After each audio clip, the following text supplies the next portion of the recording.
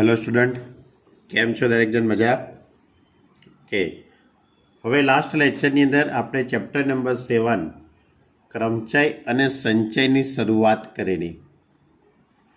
कर्मचाई अने संचय आखुं chapter logic उपर छे।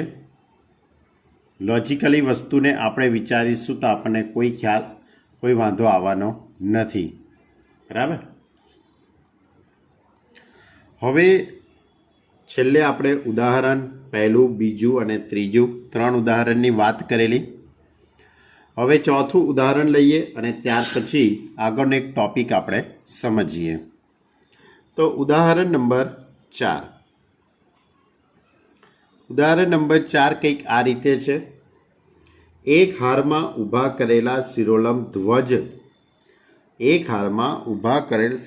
ધ્વજ સ્તંભ પર भिन्न रंगना 5 ध्वज द्वारा केटला संकेत बनावी शकाय। एटले आपणी जोड़े टोटल 5 ध्वज छे, टोटल 5 अलग अलग रंगना ध्वज छे। आनो उपयोग करीने दरेक संकेत में भिन्न रंगना 2 अथवा 2 थी वधु केटला ध्वजनो उपयोग करीने आपणे संकेत बनावी सकीए। क्लियर?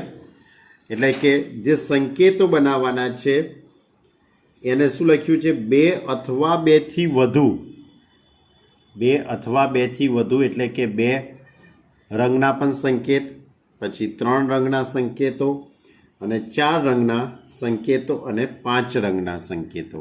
એટલે આ રીતે અલગ અલગ શક્યતાઓ થશે। તો સૌથી પહેલા 2 रंगना आपणे संकेतो बनावीए, एटले आ रीते, बराबर। एकनी नीचे बीजो। तो आ पहलो जे स्थान छे, आ प्रथम स्थान छे, एनी अंदर आ 5 रंगमांथी कोई पण एक रंगनो तमे अहींया उपयोग करशो एटले आ स्थान 5 रीते भरी शकाशे। आ स्थान एनी नीचेनो संकेत एटले 4 रीते आपणे भरी शकाशे। तेनो अर्थ एवो थयो कहेवाय के 2 ध्वज धरावता संकेतोनी संख्या 2 ध्वज धरावता संकेतोनी संख्या 5 गुणिया 4 एटले के 20 थाय। क्लियर? एटले के 2 ध्वज धरावता संकेतोनी संख्या केटली थवानी? 20। हवे ए ज रीते 3 रंगना ध्वज आ रीते, बराबर। तो आ पहलू जे ध्वज छे एटले के पहलू जे स्थान छे आपणी जोड़े 5 रीते भराशे, आ 4 रीते भरी शकाशे अने आ 3 रीते भरी शकाशे, बराबर। तो हवे आनी उपरथी 3 ध्वज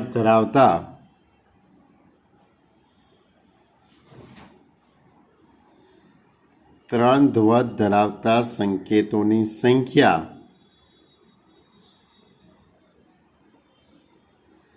केटली थशे? 5 गुणिया 4 गुणिया 3 20 तरी 60 संकेतो बनशे। ए ज रीते 4 रंग माटेनी पण आपणे आ ज रीते वात करी सकीए। पहलुं स्थान, बीजुं स्थान, त्रीजुं अने आ चौथुं। तो आमां पण आ ज रीते आ 5 रीते, पछी आ 4 रीते, पछी आ 3 रीते अने आ 2 रीते। એટલે માટે 4 ध्वज धरावता संकेतोनी संख्या 4 ध्वज धरावता संकेतोनी संख्या केटली थशे? 5 गुणिया 4 गुणिया 3 गुणिया 2 એટલે 5 ચોક 20, 20 તરી 60 એટલે 120 संकेतो बनशे। ते ज रीते हवे 5 ध्वजनो उपयोग करीए आपणे। પાંચ ધ્વજનો ઉપયોગ કરીને બનતા સંકેતો. તો આ જ રીતે અહીંયા વધારાનું બીજું એક ઉમેરી દઈશું એટલે સ્થાન એક રીતે ભરાઈ શકે. તો એની કે આકૃતિ હવે દોરવાની જરૂર નથી, તમને ખ્યાલ આવી ગયો છે. પાંચ ધ્વજ ધરાવતા સંકેતોની સંખ્યા, પાંચ ધ્વજ ધરાવતા સંકેતોની સંખ્યા. તો પહેલું સ્થાન 5 રીતે, બીજું સ્થાન 4 રીતે, ત્રીજું સ્થાન 3 રીતે, ચોથું સ્થાન 2 રીતે અને પાંચમું સ્થાન 1 રીતે. એટલે કુલ આ 120 સંકેતો થવાના. પણ આપણો જે પ્રશ્ન એવો છે કે કુલ કેટલા સંકેતો થશે? દરેક સંકેતમાં ભિન્ન રંગના 2 અથવા 2 થી વધુ ધ્વજ, 2 અથવા 2 થી વધુ ધ્વજ એકની નીચે બીજો એવી રીતે ગોઠવતા જઈએ તો કુલ કેટલા સંકેતો બને? એટલે 2 રંગના સંકેતો, 2 ધ્વજનો ઉપયોગ કરીને બનતા સંકેતો, 3 ધ્વજનો ઉપયોગ કરીને બનતા સંકેતો, 4 ધ્વજનો ઉપયોગ કરીને બનતા સંકેતો અને 5 ધ્વજના ધરાવતા સંકેતોની સંખ્યા. તો હવે આની ઉપરથી કુલ સંકેતો કેટલા થવાના? માગેલ કુલ સંકેતો, માગેલ કુલ સંકેતોની સંખ્યા. તો પહેલામાં કેટલા હતા? 20 પ્લસ 3 વાળા 60, 4 વાળા 120 પ્લસ 5 વાળા પણ 120. તો કુલ સંકેતો કેટલા થઈ જશે? 320. એટલે 2 અથવા 2 થી વધુ ધ્વજનો ઉપયોગ કરીએ તો કુલ સંકેતો 320 બનશે એમ કહેવાય. એટલે આ જે કંઈ વાત હતી એ બધી ગણતરીના મૂળભૂત સિદ્ધાંતને સમજ્યા આપણે. તો ગણતરીનો મૂળભૂત સિદ્ધાંત આ ચેપ્ટરનો આપણો સૌથી પહેલો ટોપિક હતો. એની પર આધારિત સ્વાધ્યાય 7.1 અને ઉદાહરણ પહેલું, બીજું, ત્રીજું અને ચોથું, 1 થી 4 ઉદાહરણ. ઓકે, જો હવે આપણે આગળનો ટોપિક સમજવો છે. આપણો આગળનો ટોપિક સમજતા પહેલાં એક શબ્દ છે, ક્રમગુણિત એટલે શું તે સમજી લઈએ. ક્રમગુણિતને ફેક્ટોરિયલ કહેવામાં આવે છે. ક્રમગુણિતને ફેક્ટોરિયલ એવું કહેવામાં આવે છે. તો ક્રમગુણિત છે શું? તો ક્રમગુણિત એ પ્રથમ n પ્રાકૃતિક સંખ્યાને ગુણાકાર સ્વરૂપે દર્શાવવા માટેનો એક સંકેત છે. પ્રથમ n પ્રાકૃતિક સંખ્યાને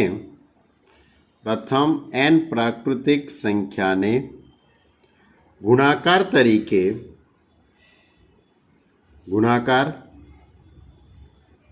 તરીકે દર્શાવવા માટેનો સંકેત છે. દર્શાવવા માટે n ફેક્ટોરિયલનો ઉપયોગ કરીએ છીએ.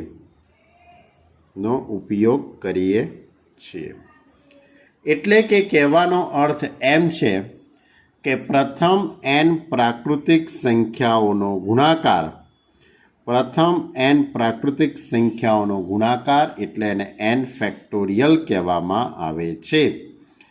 n, n-1, n-2 up to 3 × 2 × 1. આ મેં વ્યાપક રીતે લખેલું છે. n ફેક્ટોરિયલ એટલે nથી શરૂ કરીને 1 સુધીની, n ફેક્ટોરિયલ એટલે nથી શરૂ કરીને 1 સુધીની તમામ પ્રાકૃતિક સંખ્યાઓનો ગુણાકાર. બરાબર? દાખલા તરીકે તમારી જોડે 2 ફેક્ટોરિયલ લખેલા છે. 2 ફેક્ટોરિયલનો અર્થ એવો થશે 2 × 1. એવી જ રીતે દાખલા તરીકે 3 ફેક્ટોરિયલ લખેલા છે તો 3થી શરૂ કરો અને એક એક ઘટાડતા જવાનું. ત્રણથી શરૂ કરીને એક એક ઘટાડતા જવાનું અને 1 સુધી જવાનું. તો 3 ફેક્ટોરિયલ એટલે 3 × 2 × 1. પછી એ જ રીતે 4 ફેક્ટોરિયલ લખીએ તો 4 × 3 × 2 × 1. એટલે 4 ફેક્ટોરિયલ એટલે 4થી શરૂ કરીને 1 સુધીની તમામ પ્રાકૃતિક સંખ્યાઓનો ગુણાકાર. હવે આ બધું ગુણાકાર સ્વરૂપે લખેલું છે એટલે આને આ રીતે લખો તો પણ સાચું. કોઈ વિદ્યાર્થી 1 × 2 × 3 × 4 લખે તો પણ સાચું, કારણ કે તમે આનો સાદુરૂપ આપશો તો 4 × 12 = 24. આમાં પણ 24 જ આવશે. બંનેનો જવાબ સરખો જ આવશે. એ જ રીતે 5 ફેક્ટોરિયલ આવે. 5 ફેક્ટોરિયલ એટલે 5થી શરૂ કરીને 1 સુધી જવાનું. 5થી શરૂ કરીને એક એક ઘટાડતા આપણે 1 સુધી જઈએ. 5 × 4 × 3 × 2 × 1. બરાબર. તો એનો લગભગ ગુણાકાર કરીએ તો 120 જવાબ આવે છે. આનો ગુણાકાર કરીએ તો એટલે 5 ફેક્ટોરિયલનો જવાબ 120. આ રીતે તમારે કોઈ પણ પ્રાકૃતિક સંખ્યાના ગુણાકારને દર્શાવવા માટેનો આ સંકેત છે, પણ ક્રમમાં જ હોવી જોઈએ. ક્રમ ગુણિત, કાં તો ચડતા ક્રમમાં હોવી જોઈએ કાં તો ઉતરતા ક્રમમાં હોવી જોઈએ. દાખલા તરીકે હું તમારી જોડે 11 ફેક્ટોરિયલ લખું. 11 ફેક્ટોરિયલ લખું એટલે 11 × 10 × 9 × 8 × 7 × કઈ સુધી જઈ શકાય? 3 × 2 × 1. એટલે એ રીતે લખો તો પણ ચાલે. અથવા 11 ફેક્ટોરિયલને 1થી શરૂ કરો. 1 × 2 × 3 × 4 × 5 અપ ટુ કઈ સુધી જઈ શકાય? 11 સુધી જઈ શકાય. એટલે ફેક્ટોરિયલ એટલે શું છે? તો પ્રથમ n પ્રાકૃતિક સંખ્યાને ગુણાકારમાં દર્શાવવા માટેનો એક સંકેત છે. બરાબર. ફેક્ટોરિયલ એ ગુણાકારમાં દર્શાવવા માટેનો સંકેત માત્ર પ્રાકૃતિક સંખ્યા માટે જ સાચું છે. ઋણ સંખ્યા માટે આ સત્ય નથી. ક્લિયર? એટલે હવે બીજી એક વસ્તુ તમને કહી દઉં કે દાખલા તરીકે મેં લખ્યા છે 10 ફેક્ટોરિયલ. હવે 10 ફેક્ટોરિયલનું હું સાદુરૂપ આપું એટલે એનો ગુણાકાર સ્વરૂપે લખું 10 × 9 × 8 × 7 × 6 × 5 4 3 2 1. પણ ધારો કે મારે આ 8થી તે 1 સુધીની જે સંખ્યાઓ છે એનો ગુણાકાર 8 ફેક્ટોરિયલ થાય, તો મારે 10 factorial is equal two 10 × 9 × 8 factorial આવું પણ લખી શકાય. દાખલાને અનુરૂપ આપણે લખી શકીએ છીએ. 10 ફેક્ટોરિયલ ઇઝ ઇક્વલ ટુ 10 × 9 ફેક્ટોરિયલે લખી શકાય. કેમ? કારણ કે 9 ફેક્ટોરિયલ એટલે શું? 9 × 8 × 7 × તે 1 સુધી જવાનું. તે ગુણાકારને ટૂંકમાં મેં શું લખી દીધું? 9 ફેક્ટોરિયલ. તમારે જ્યાં સુધી જવું હોય ત્યાં સુધી લખીને એને અટકી જાઓ એટલે ફેક્ટોરિયલ લખી શકાય. 10 × 9 × 8 × 7 × હવે તમને થાય કે મારે આગળ નથી લખવાની જરૂર તો 6 ફેક્ટોરિયલ લખી દો. તો આ રીતે ફેક્ટોરિયલનો ઉપયોગ આપણે કરી શકીએ છીએ. બીજું એક વસ્તુ ખાસ ધ્યાનમાં રાખજો, ખૂબ જ કેટલીક આઈએમપી વાત. સૌથી પહેલી આઈએમપી વાત, ખૂબ જ મોસ્ટ આઈએમપી ધ્યાન રાખજો કે 0 ફેક્ટોરિયલ, કોઈ દાખલામાં 0 ફેક્ટોરિયલ આવ્યું તો શું કરશો? તો યાદ રાખો 0 factorial is equal to 1. 0 factorial is equal to 1. શૂન્યનો ફેક્ટોરિયલ 1 થાય છે. એનો કોઈ ક્રમ ગુણિત આપણે બતાવી શકતા નથી. બરાબર. આની કોઈ સાબિતી પણ છે નહીં. આ વસ્તુને તમારે વિના સાબિતીએ સ્વીકારી લેવાની છે. આની કોઈ પણ પ્રકારની સાબિતી છે નહીં. 0 ફેક્ટોરિયલ એટલે 1 થાય. બરાબર. બીજું ઋણ સંખ્યાઓનું ફેક્ટોરિયલ નથી, માત્ર પ્રાકૃતિક સંખ્યાઓનું જ ફેક્ટોરિયલ છે. બીજી વસ્તુ કે દાખલા તરીકે કોઈ દાખલામાં 2 ફેક્ટોરિયલ આવ્યું, ઇન્ટુમાં 10 ફેક્ટોરિયલ આવ્યું, તો 2 factorial into 10 factorial is not equal to 20 factorial. એટલે આવું કરતા નહીં. ફેક્ટોરિયલનો સરવાળો બાદબાકી ગુણાકાર ભાગાકાર કશું થતું નથી. Plus 10 factorial is not equal to 12 factorial. ફેક્ટોરિયલની બાદબાકી પણ કરતા ના કે ભાઈ ચલો અહીંયા 12 ફેક્ટોરિયલ છે અને અહીંયા 10 ફેક્ટોરિયલ તો ઇઝ ઇક્વલ ટુ 2 ફેક્ટોરિયલ લખી દઉં. આ પણ ક્યારેય શક્ય થતું નથી. ફેક્ટોરિયલનો ભાગાકાર પણ શક્ય થતો નથી. ફેક્ટોરિયલ એ તો આપણા એક એમ કહી શકાય કે આપણે બહુ ગુણાકાર લખવાની જરૂર પડે છે એટલે એને ટૂંકમાં દર્શાવવા માટેનો એક સંકેત છે. આ ફેક્ટોરિયલ છે શું હકીકતમાં? ગુણાકાર સ્વરૂપે દર્શાવવા માટેનો એક સંકેત છે. એનો કંઈ સરવાળા બાદબાકી કે ગુણાકાર ભાગાકારની ક્રિયાઓ એમની વચ્ચે શક્ય બનતી નથી. ક્લિયર? એટલે આપણો આગળનો આ ટૉપિક હતો કે ભાઈ ક્રમ ગુણિત એટલે ફેક્ટોરિયલ એટલે શું એની વાત. ઓકે, તો આની પર આધારિત તમારી જોડે આ જે ફેક્ટોરિયલ છે એની પર આધારિત તમારી જોડે સ્વાધ્યાય 7.2 આપેલું છે લોકોએ. તો હું પહેલાં સ્વાધ્યાય 7.2ની વાત કરી દઉં તમારી જોડે અને પછી ક્રમચયની વાત આપણે કરવાની છે, એની વાત કરીશું આપણે.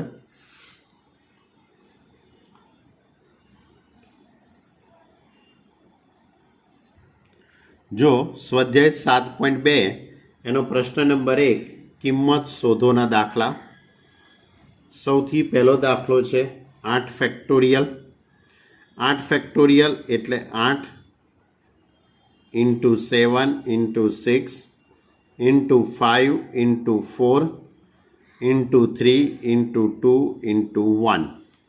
એટલે 8થી શરૂ કરીને 1 સુધીની તમામ પ્રાકૃતિક સંખ્યાઓનો ગુણાકાર. તો આ ગુણાકાર તમે કેલ્સીની મદદથી કરશો તો 40,320 આવશે. બીજો દાખલો પૂછ્યો છે કે 4 ફેક્ટોરિયલ માઇનસ 3 ફેક્ટોરિયલ બાદબાકી કરવાની છે.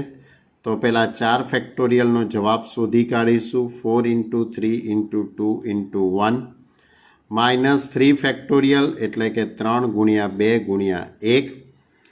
હવે 4 ફેક્ટોરિયલ એટલે 4 તરી 12 દુ 24, 24 માઇનસ 3 દુ 6, 24માંથી 6 બાદ કરી કાઢો એટલે કે 18. ક્લિયર? આવા કોઈ પણ દાખલા મૂકી શકે તમને.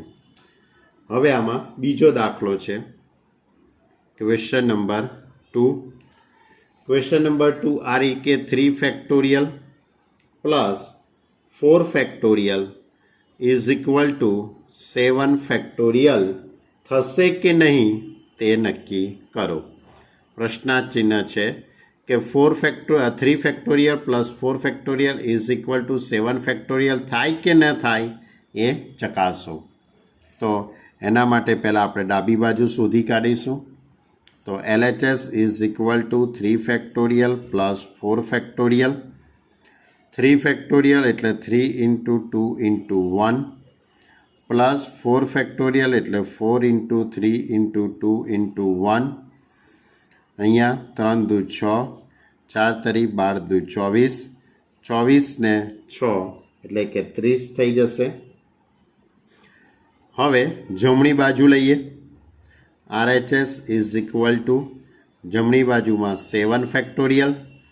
7 ફેક્ટોરિયલ એટલે 7 ગુણ્યા 6, 5, 4, 3, 2, 1. હવે આ બધાનો આપણે ગુણાકાર કરી કાઢીએ. તો આનો ગુણાકાર 5040 એટલે માટે LHS is not equal to RHS, કારણ કે આનો જવાબ 30 આવ્યો જ્યારે આનો જવાબ 5040 આવ્યો એટલે શક્ય નથી. એટલે એનો અર્થ એવો થયો કહેવાય કે 3 factorial plus 4 factorial is not equal to 7 factorial. હમણાં જ મેં તમને એક નોંધ તરીકે મેં તમને કીધું કે ફેક્ટોરિયલનો સરવાળો બાદબાકી ગુણાકાર કે ભાગાકારની કોઈ ક્રિયા આપણે કરી શકતા નથી. ચલો ત્યારે ક્વેશ્ચન નંબર 3. ક્વેશ્ચન નંબર 3 કિંમત શોધો છે. ક્વેશ્ચન નંબર 3 ની અંદર કિંમત શોધો. કોની કિંમત શોધવાની છે આપણે? દાખલાની અંદર 8 factorial upon 6 factorial into 2 factorial. 8 factorial upon 6 factorial upon 2 factorial. तो पहला 8 फैक्टोरियल ने गुणाकार स्वरूपे लखीए. 8 गुणिया 7 गुणिया 6 गुणिया 5 गुणिया 4 गुणिया 3 गुणिया 2 गुणिया 1. पण हूँ शू करूँ छूँ? अहींया आ रीते लखी काढूँ. केम? कारण के छेदनी अंदर 6 फैक्टोरियल है अपनी जोड़े. 6 फैक्टोरियल उड़ी जाए कि ना उड़ी जाए? अने इंटू में 2 फैक्टोरियल एटले 2 गुणिया 1. तमारे आखे आखू लखवू होय तोय लखी शकाय छे. जवाब में कोई फेर पड़वानो नथी. एटले 6 फैक्टोरियल उड़ी जशे. 2 चौक 8 2 चौक 8 ने 7 चौक 28 એટલે જવાબ કેટલો આવશે? 28. ક્લિયર? તમારે પહેલાં 8 ફેક્ટોરિયલનો જવાબ શોધી કાઢો, પછી નીચે 6 ફેક્ટોરિયલ અને પછી 2 ફેક્ટોરિયલનો જવાબ શોધીને લખો તોય તમારો જવાબ 28 જ આવશે. પણ આ રીતે આપણે ઉપર નીચે, કારણ કે અહીંયા 6 ગુણ્યા 5 ગુણ્યા 4 ગુણ્યા 3 ગુણ્યા 2 ગુણ્યા 1 અને અહીંયા પણ શું આવવાનું? 6 5 4 3 2 1 એટલે આખી બધી સંખ્યા ઉડી જવાની. એટલે ટૂંકમાં 6 ફેક્ટોરિયલ ઉપર લખી કાઢ્યું એટલે ઉડી જાય કે ના ઉડી જાય આ રીતે. ઓકે, તો આ રીતે આપણે સાદુરૂપ આપી શકીએ છીએ. ચલો હવે ચોથો દાખલો. ચોથો દાખલો આ રીતે છે કે 1/6 factorial plus 1/7 factorial is equal two x/8 factorial હોય તો એક્સની કિંમત શોધો. આની ઉપરથી એક્સની કિંમત આપણે શોધવાની છે. તો 1/6 ફેક્ટોરિયલ થોડુંક લોજિકલી વિચારવું પડશે. 6 ફેક્ટોરિયલ એટલે 6 × 5 × 4 × 3 × 2 × 1. 7 ફેક્ટોરિયલ એટલે 7 × 6 × 5 4 3 2 1. અને 8 ફેક્ટોરિયલ એટલે 8 × 7 6 5 4 3 2 1. થાય કે ના થાય? તો આ બધાને હું કંઈક આ રીતે ગોઠવી દઉં. 1/6 ફેક્ટોરિયલ એમના એમ રાખું. અહીંયા 1/7 ફેક્ટોરિયલ એટલે 7 ગુણ્યા 6 ફેક્ટોરિયલ લખાશે. 1/7 ગુણ્યા 6 ફેક્ટોરિયલ. x/8 ફેક્ટોરિયલ એટલે 8 × 7 × 6 ફેક્ટોરિયલ લખી શકાશે આ રીતે. હવે હું આ બેનો લસા લઈ લઉં. આ બંને પદનો આપણે લસા લઈ લઈએ તો આ રીતે લખી શકાશે. હવે આના છેદમાં 6 ફેક્ટોરિયલ છે, આના છેદમાં પણ 6 ફેક્ટોરિયલ છે, આના છેદમાં પણ 6 ફેક્ટોરિયલ છે. તો કંઈક હું આ રીતે લખું 7 ગુણ્યા 6 ફેક્ટોરિયલ. તો અહીંયા 7 વડે ગુણાકાર થઈ જશે એટલે 7 + 1 is equal two x/8 × 7 × 6 factorial થઈ જશે. ક્લિયર?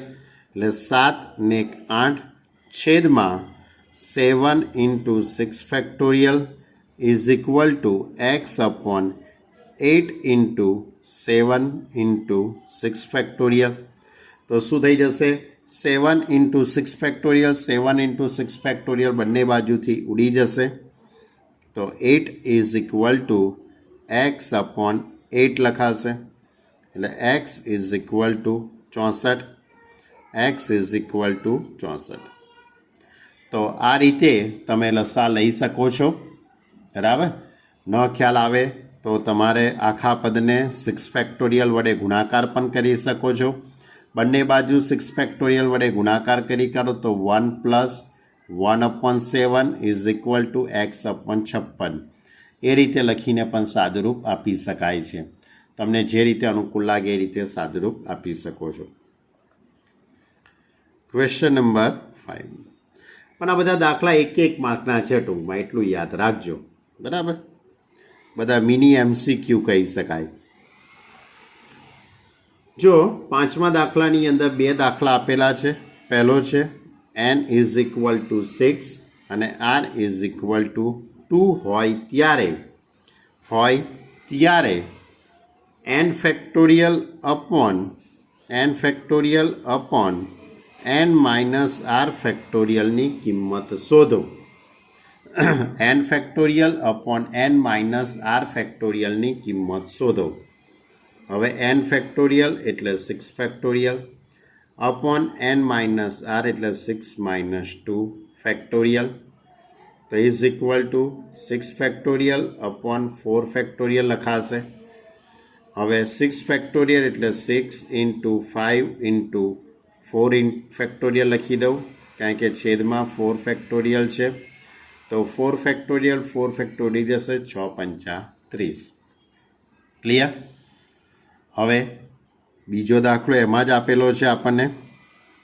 આમાં જ બીજો દાખલો છે n ઇઝ ઇક્વલ ટુ 5 અને r ઇઝ ઇક્વલ ટુ 2 લેવામાં આવે.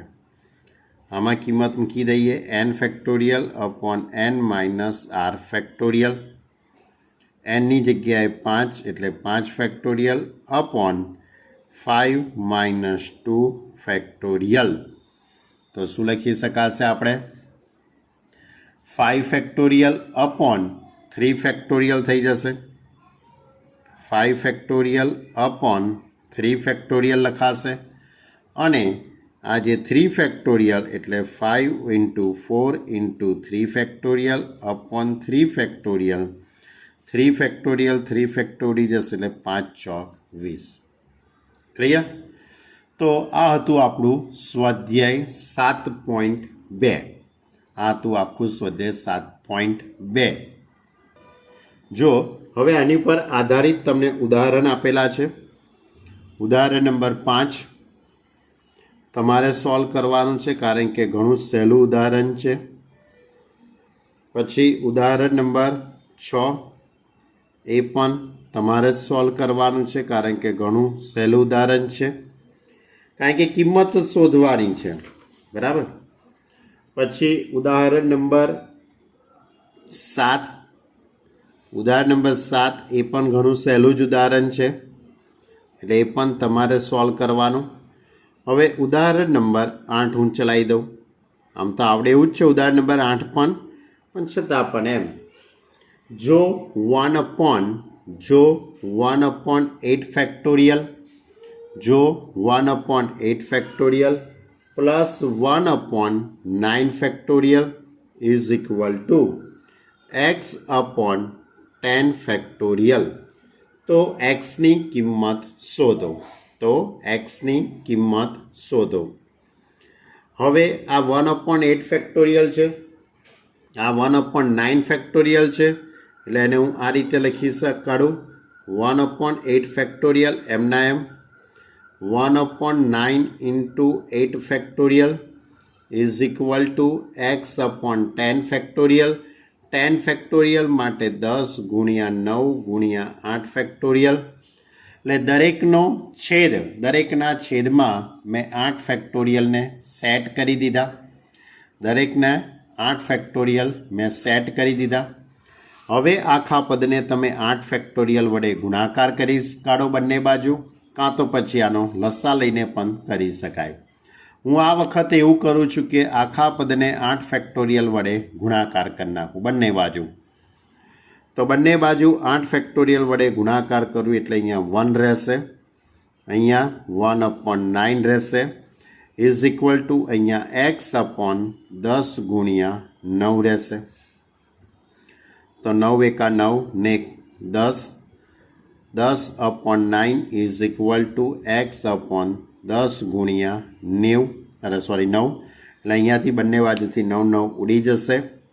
તો x ઇઝ ઇક્વલ ટુ 100 થઈ જશે. X is equal two 100. એટલે આ રીતે પણ દાખલો કરી શકાય. ક્લિયર?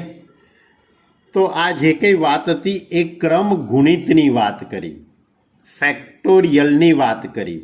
તમને થાય કે આનો ઉપયોગ આપણે ક્રમચય ને સંચય સાથે શું લેવા દેવા? તો આનો કંઈક લેવા દેવા હશે ત્યારે જ તો આ ટોપિક કયો હશે. હવે આપણે ચેપ્ટરને આગળ લઈ જઈએ. આપણા ચેપ્ટરની અંદર 7.1 એ ગણતરીનો મૂળભૂત સિદ્ધાંત હતો, ગોઠવણી હતી. જો આપણે ગોઠવણી વિશે જ વાત કરી રહ્યા છીએ. આપણી જોડે ગોઠવણીના હવે પ્રકાર સમજીએ, એટલે ક્રમચયના પ્રકાર સમજીએ. તો ટોટલ 3 પ્રકારના ક્રમચય છે. સુરેખ ક્રમચય, બીજો છે તે સમસ્વરૂપ ક્રમચય, અને ત્રીજો છે એ વર્તુળાકાર ક્રમચય. 3 પ્રકારના ક્રમચયોની વાત આપણી જોડે છે. તો જો હવે આપણે સ્વાધ્યાય 7.2 પણ પૂર્ણ કર્યું, ક્રમ ગુણિત એ સમજી લીધું. હવે આપણો ટોપિક છે ક્રમચય એટલે શું. આમ તો તમને ખ્યાલ જ છે કે ક્રમચય એટલે ગોઠવણી. મેં ચેપ્ટરના સ્ટાર્ટિંગમાં જ તમને સમજાયેલું. ક્રમચય એટલે ચોક્કસ વસ્તુઓની ચોક્કસ રીતે ગોઠવણી કરવી. પણ એની અંદર હવે ગોઠવણીના પ્રકાર છે. તો આપણી જોડે ટોટલ 3 પ્રકારના ક્રમચયો છે.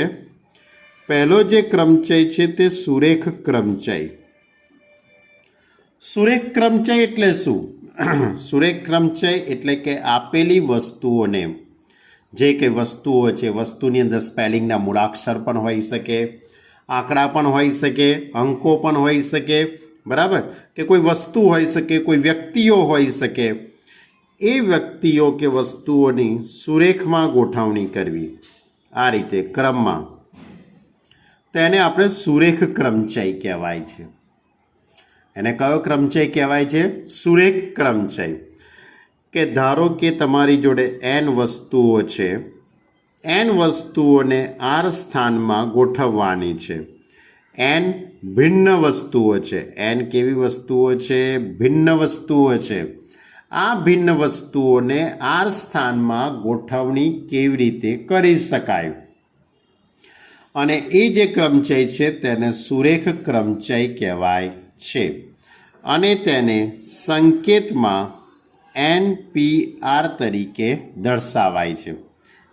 NPR, permutation. P એટલે પરમ્યુટેશન. NPR, અથવા આ રીતનો પણ સંકેત છે, અથવા આ રીતે પણ તેને દર્શાવી શકાય છે, P કૌંસની અંદર NR. એટલે આ પહેલો પ્રકાર છે સુરેખ ક્રમચય. બરાબર?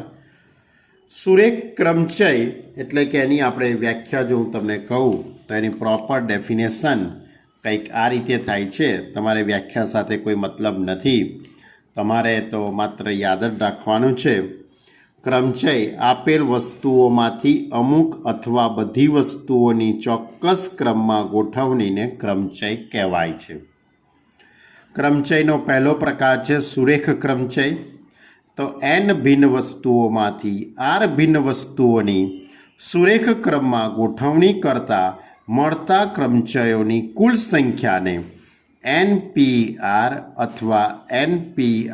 અથવા P કૌંસમાં NR વડે દર્શાવાય છે, જ્યાં rની કિંમત એ 0 અને nની વચ્ચે હશે.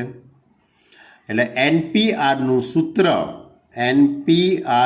સૂત્ર આ ચેપ્ટરની અંદર આવતું આ સૌથી પહેલું સૂત્ર, આ ચેપ્ટરનું સૌથી પહેલું સૂત્ર NPR is equal two n factorial upon r factorial into n minus r factorial.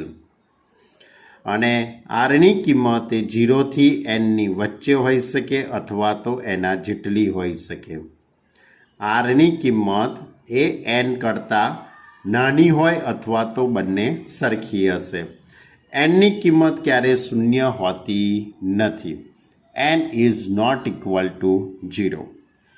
એટલે આ પહેલો પ્રકાર કયો? સુરેખ ક્રમચય. મેં આખું જે સ્વાધ્યાય 7.1 તમને મેં જે સમજાવ્યું, સ્વાધ્યાય 7.1ના બધા જ દાખલા સુરેખ ક્રમચયના હતા. બધા જ દાખલા કેવા હતા? સુરેખ ક્રમચયના હતા. બરાબર. હવે બીજો પ્રકાર છે સમસ્વરૂપ ક્રમચય. હવે આ સમસ્વરૂપ ક્રમચય કેવું હશે? તો સમસ્વરૂપ ક્રમચય માટે હું તમને ઉદાહરણ આપું. દાખલા તરીકે એપલનો સ્પેલિંગ APPLE, આ સ્પેલિંગ છે. એની અંદર પી કેટલી વખત થયો? 2 વખત થયો. જ્યારે મેં તમને સુરેખ ક્રમચયની અંદર 7.1 કીધું તો 7.1ની અંદર એવો કોઈ સ્પેલિંગ જ નહોતો કે જેની અંદર, દાખલા તરીકે ROSE રોઝ, બરાબર, આની અંદર કોઈ મૂળાક્ષરનું પુનરાવર્તન થતું નહોતું. જ્યારે આની અંદર આ રીતે પુનરાવર્તન થતું હોય, બરાબર, કોઈ પણ સ્પેલિંગ, દાખલા તરીકે આપણો મેથેમેટિક્સનો સ્પેલિંગ વિચારો, એની અંદર એમ કેટલી બધી વખત આવે છે. પછી એવા ઘણા બધા છે ક્રમચયો કે જેની અંદર આ સમસ્વરૂપ થયું. શું થયું? સમસ્વરૂપ. તો આ પ્રકારના સમસ્વરૂપોની ગોઠવણી કેવી રીતે કરી શકાય? તેનું સૂત્ર આ રીતે છે: n factorial upon p1 factorial upon p2 factorial upon p3 factorial up to pk factorial. હવે આ P1, P2, P3 એ શું છે? તો અહીંયા P કેટલી વખત છે? 2 વખત છે. એટલે P1ની કિંમત 2 ફેક્ટોરિયલ થઈ. બરાબર. એટલે જેનું પુનરાવર્તન થતું હોય, સમસ્વરૂપ કોણ છે? તેની સંખ્યા અહીંયા આવશે. ક્લિયર? આના દાખલા આવશે ત્યારે આપણે વધુ માહિતી લઈશું. અને ત્રીજા પ્રકારનો જે ક્રમચય છે તે વૃત્તીય ક્રમચય છે. વૃત્તીય ક્રમચય એટલે વર્તુળાકાર ગોઠવણી. દાખલા તરીકે 5 વ્યક્તિઓ છે. આ 5 વ્યક્તિઓને મારે ડાઇનિંગ ટેબલ ઉપર જમવા બેસાડવા છે. ગોળ ડાઇનિંગ ટેબલ છે, એની આજુબાજુ આ રીતે 5 વ્યક્તિઓને ગોઠવણી કરવી છે. પછી કોઈ પણ ક્રિકેટનું ગોળ મેદાન છે.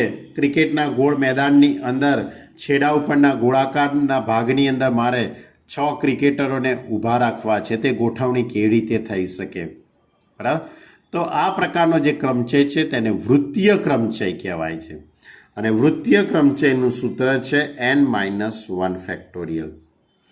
એટલે સમસ્વરૂપ ક્રમચય અને વૃત્તીય ક્રમચયના જ્યારે દાખલા આવશે ત્યારે આપણે એની વિશે વધુ ચર્ચા કરીશું. તમે અત્યારે માત્ર એટલું જ યાદ રાખો કે ક્રમચય 3 પ્રકારના છે: સુરેખ ક્રમચય, સમસ્વરૂપ ક્રમચય અને વૃત્તીય ક્રમચય. સુરેખ ક્રમચય એટલે કે બધું જ ભિન્ન ભિન્ન હોય, બધી ગોઠવણી ભિન્ન ભિન્ન હોય, એમ કોઈ એક જ સરખું હોય નહીં. જ્યારે સમસ્વરૂપ એટલે મેં તમને આ સ્પેલિંગ લખ્યું ને, એપલનો સ્પેલિંગ, બરાબર, એમાં P 2 વખત થયું. તો હવે આ જે ગોઠવણી થશે એ સમસ્વરૂપ ક્રમચય કહેવાય. પછી વૃત્તીય ક્રમચય એટલે વર્તુળાકાર ટેબલ ઉપર તમારે જમવા બેસવું છે. બરાબર. 5 વ્યક્તિઓ વર્તુળાકાર ટેબલ ઉપર જમવા બેસે તે ગોઠવણી વૃત્તીય ક્રમચય કહેવાય. તો મેં અહીંયા તમને સમસ્વરૂપ ક્રમચયની થિયરી લખેલી છે. જો આપેલી n વસ્તુઓમાંથી P1 એક પ્રકારની સમસ્વરૂપ વસ્તુઓ છે, P2 બીજા પ્રકારની સમસ્વરૂપ વસ્તુઓ છે, P3 એ ત્રીજા પ્રકારની હોય, P4 એ ચોથા પ્રકારની હોય, આમ PK એ કેમાં પ્રકારની વસ્તુઓ છે. જો બાકીની વસ્તુઓ ભિન્ન છે અને બાકીની વસ્તુઓ ભિન્ન હોય તો મળતા ક્રમચયોની સંખ્યા શોધવાનું સૂત્ર n factorial upon P1 factorial, P2 factorial, P3 factorial, P4 factorial dash PK factorial. આ સૂત્ર છે, તમારે યાદ રાખવાનું છે. અને ત્રીજું સૂત્ર વૃત્તીય ક્રમચયનું, તો વૃત્તીય ક્રમચયનું સૂત્ર વસ્તુઓની વર્તુળાકાર ગોઠવણીને વર્તુળાકાર ક્રમચય કહેવાય છે. વસ્તુઓની વર્તુળાકાર ગોઠવણીને વર્તુળાકાર ક્રમચય કહેવાય છે. n ભિન્ન વસ્તુઓના વર્તુળાકાર ક્રમચયોની સંખ્યા n-1 ફેક્ટોરિયલ છે. શું છે? n-1 ફેક્ટોરિયલ છે. તો ટોટલ 3 પ્રકારના ક્રમચયો: સુરેખ ક્રમચય, સમસ્વરૂપ ક્રમચય અને વૃત્તીય ક્રમચય. જ્યારે જેમ જેમ દાખલા આવતા જશે એમ હું એના વિશે તમારી જોડે ચર્ચા કરતો રહીશ. એટલે આજે આપણે સ્વાધ્યાય 7.2ને પૂર્ણ કર્યું છે અને 3 પ્રકારના ક્રમચયો વિશે મેં તમારી જોડે વાત કરી. હજુ મારે થોડાક દાખલા લેવા છે સ્વાધ્યાય 7.3ના. સ્વાધ્યાય 7.3ની વાત કરીએ. હવે જો સ્વાધ્યાય 7.3 એનો પહેલો દાખલો 1 થી 9 અંકોનો ઉપયોગ કરીને 3 અંકોની કેટલી સંખ્યાઓ બનાવી શકાય. અંકોના પુનરાવર્તન સિવાય. અંકોનું તમારે પુનરાવર્તન કરવાનું નથી. 1 થી 9 અંકોનો ઉપયોગ કરીને 3 અંકોની કેટલી સંખ્યા બનાવી શકાય. જો એટલે હવે તમારી જોડે ટોટલ 9 અંક છે. 1 થી 9 અંકો છે. અંકો કેટલા છે? 1 થી 9. આનો ઉપયોગ કરીને 3 અંકની સંખ્યા બનાવવાની: એકમ, દશક અને શતક. બરાબર? 3 અંકની સંખ્યા બનાવીએ. તો 3 અંકની સંખ્યા બનાવવા માટે લોજિકલી જ આપણે જઈશું. આ સ્થાન કેટલી રીતે ભરી શકાશે? આ સ્થાન 9 રીતે ભરી શકાશે.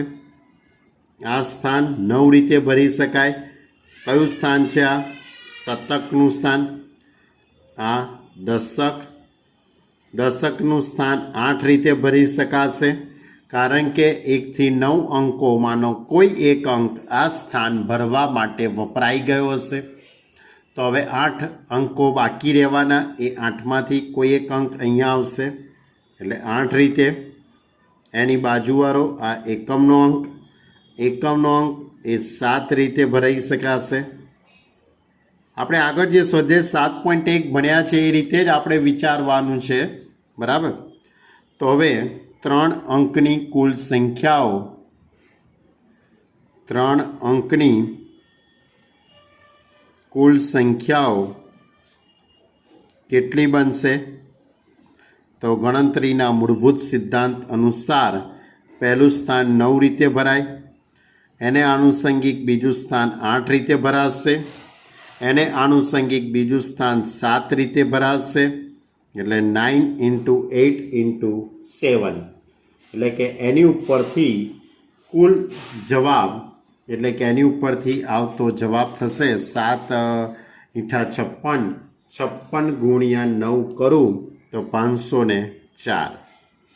એટલે 504 સંખ્યાઓ બનશે. ક્લિયર? ચલો હવે બીજો દાખલો લઈએ. Question number 2. ક્વેશ્ચન નંબર જે 2 છે એની રકમ કંઈક આ રીતે છે. તમારા લોકો જોડે ચોપડી છે જ. તમે જોડે ચોપડી છે જ એટલે મારે ચોપડી તમને બતાવવાની જરૂર છે નહીં, કારણ કે નાની સંખ્યા, નાની રકમો છે. અંકોના પુનરાવર્તન સિવાય 4 અંકની કેટલી સંખ્યા બને? અંકોના પુનરાવર્તન સિવાય 4 અંકની. 4 અંકની એટલે 4 સ્થાન થશે: એકમ, દશક, શતક અને હજાર. કેટલા સ્થાન થવાના? 4 સ્થાન.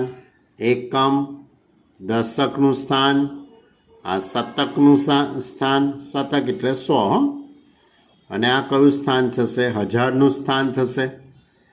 તો હવે 4 અંકની તમારે સંખ્યા બનાવવાની છે. કેવી રીતે બની શકે? તો પહેલાં હજારનું સ્થાન. હજારના સ્થાનમાં 1 થી તે 9 સુધીની કોઈ પણ સંખ્યા આવી શકે. હજારના સ્થાનમાં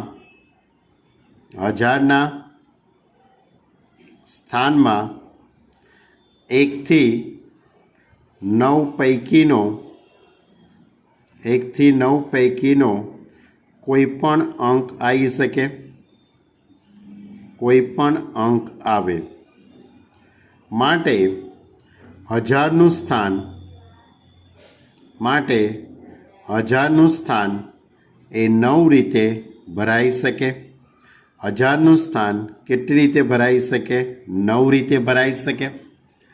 હવે એની બાજુવાળું શતકનું સ્થાન, એની બાજુવાળું શતકનું સ્થાન. હવે શતકના સ્થાનમાં 0 પણ આવી શકે. 1 2 3 4 5 6 7 8 એટલે શતકના સ્થાનમાં, શતક એટલે 100ના સ્થાનમાં 0 થી 9 પૈકીનો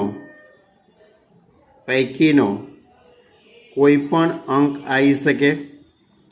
0 થી 9 પૈકીનો કોઈ પણ અંક આવે માટે શતકનું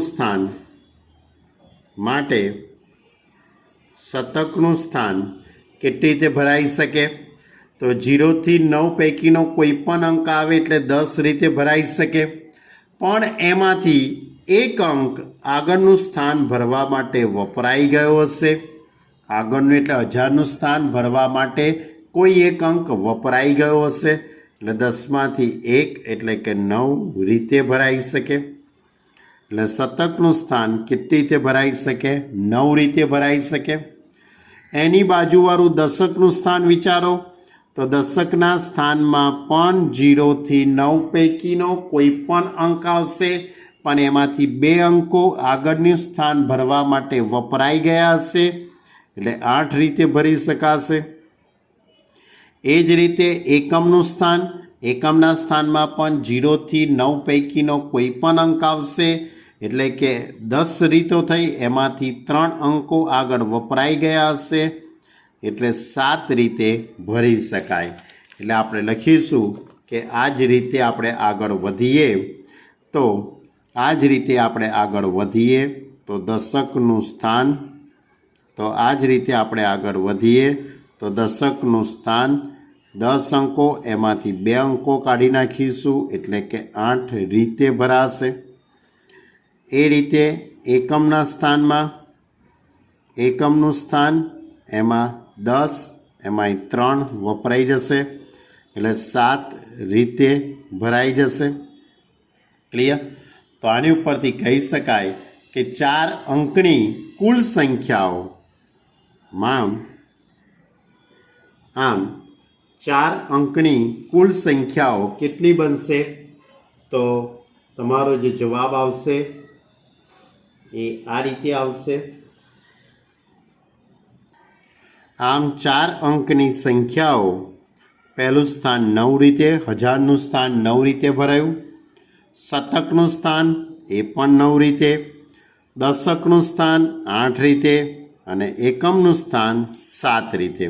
એટલે ગણતરીના મૂળભૂત સિદ્ધાંત અનુસાર 9 × 9 × 8 × 7. હવે આનો ગુણાકાર જો તમે કરશો તો તમારો જવાબ આવશે 4536. તમારે કેલ્સીની મદદથી ચકાસણી કરવી હોય તો કરી શકાય છે. ખ્યાલ આવ્યો તમને? કેટલા અંકની સંખ્યા બનાવી? 4 અંકની સંખ્યા બનાવી ભાઈ. બરાબર? ચલો હજુ એકાદ દાખલો લઈએ. હવે આપણો દાખલા નંબર 3, ક્વેશ્ચન નંબર 3. 1 2 3 4 6 અને 7 અંકોનો ઉપયોગ કરી 3 અંકોની કેટલી યુગ્મ સંખ્યાઓ બનાવાય? કેટલી યુગ્મ સંખ્યાઓ પુનરાવર્તન સિવાય? કયા કયા અંકો છે તમારી જોડે? 1 2 3 4 6 7. આટલા અંકોનો ઉપયોગ કરીને 3 અંકની સંખ્યા બનાવવાની. કેટલા અંકની? 3 અંકની. એકમ, દશક, શતક. એકમનું સ્થાન, દશકનું સ્થાન અને આ છે શતકનું સ્થાન. કેવી સંખ્યાઓ બનાવવાની છે? યુગ્મ સંખ્યાઓ. કેવી સંખ્યાઓ બનાવવી છે? યુગ્મ. તો યુગ્મ સંખ્યા બનાવવી હોય તો એકમના સ્થાનમાં યુગ્મ સંખ્યા જ આવવી જોઈએ. એકમના સ્થાનમાં યુગ્મ સંખ્યા જ આવવી જોઈએ. તો આપણી જોડે યુગ્મ સંખ્યા 2, 4 અને 6, એટલે એકમના સ્થાન 3 રીતે ભરાઈ શકે. એકમનું સ્થાન કેટલી રીતે ભરાઈ શકે? 3 રીતે. કાં તો 2 આવે, કાં તો 4 આવે, કાં તો 6 આવે. તો એકમનું સ્થાન 3 રીતે ભરાશે. શતકનું સ્થાન અને દશકનું સ્થાન વિચારીએ તો ટોટલ 1, 2, 3, 4, 5 અને 6, 6 સંખ્યાઓ છે. ટોટલ કેટલી સંખ્યાઓ છે? 6. 6માંની કોઈ એક સંખ્યા, 6માંની કોઈ એક સંખ્યા અહીંયા મૂકાઈ ગઈ હશે, કાં તો 2 મૂકી હશે, કાં તો 4 મૂકી હશે, કાં તો 6 મૂકી હશે. તો દશકનું સ્થાન કેટલી રીતે ભરી શકાશે? 5 રીતે ભરી શકાશે. 5 રીતે ભરી શકાશે. એની બાજુવાળું શતકનું સ્થાન એ 4 રીતે ભરી શકાશે. ક્લિયર? એટલે પહેલાં યુગ્મ સંખ્યાઓ બનાવવી હોય તો એકમના સ્થાનની ગોઠવણી કરવી પડે. તો એકમના સ્થાનમાં 2, 4 કે 6 આવે. માટે એકમનું સ્થાન એ કેટલી રીતે ભરાઈ શકે?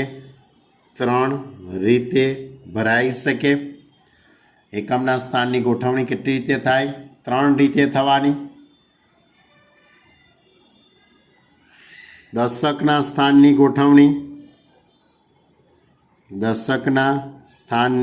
ગોઠવણી એ કેટલી રીતે થવાની છે? 5 રીતે. કેવી રીતે 5 રીતો? ખ્યાલ આવ્યો ને? ટોટલ કેટલી સંખ્યાઓ છે? 6.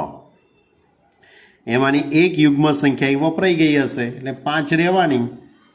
અને એની બાજુવાળું શતકનું સ્થાન એ 4 રીતે ભરાઈ શકે. માટે બનતી કુલ સંખ્યાઓ કેવી? યુગ્મ સંખ્યાઓ આ બધાનો ગુણાકાર કરીશું. 3 × 5 × 4, 20 તરી 60 સંખ્યાઓ બને. કેટલી સંખ્યાઓ બનશે? 60 સંખ્યાઓ બને. ક્લિયર? તો આજે આપણે અહીં સુધી રાખીએ છીએ. વધુ આવતા અંકે આપણે આવતા વિડીયોની અંદર સ્વાધ્યાય 7.3ને પૂર્ણ કરીશું. ખૂબ જ શાંતિથી વિચારજો. આજે મેં તમને 3 સૂત્રોની વાત કરી છે. હજુ એ સૂત્રોનો તો મેં ક્યાંય ઉપયોગ કર્યો જ નથી મિત્રો. હજુ તો એ સૂત્રોનો ક્યાંય ઉપયોગ આવ્યો જ નથી. આગળના દાખલાઓમાં આવશે તારની વાત તારે. બરાબર? એટલે આખા ચેપ્ટરની અંદર આવા 3-4 સૂત્રો જ છે, વધારે નથી. પણ લોજિકો વધારે છે.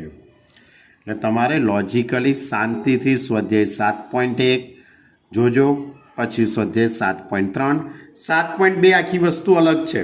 7.2 તો ફેક્ટોરિયલ એટલે શું તે સમજાયું છે. ફેક્ટોરિયલ ક્રમ ગુણિત, બરાબર? એના વિશેનો કોન્સેપ્ટ તમને સમજાવેલો છે. ઓકે, તો આજે આપણે અહીં સુધી રાખીએ છીએ. આખો વિડીયો ખૂબ શાંતિથી જોજો, શાંતિથી સાંભળજો. ન સમજણ પડે તો તરત મારો કોન્ટેક્ટ કરજો, તો હું તરત તમને ફોન ઉપર લોજિક સમજાવી દઈશ. Okay student, by.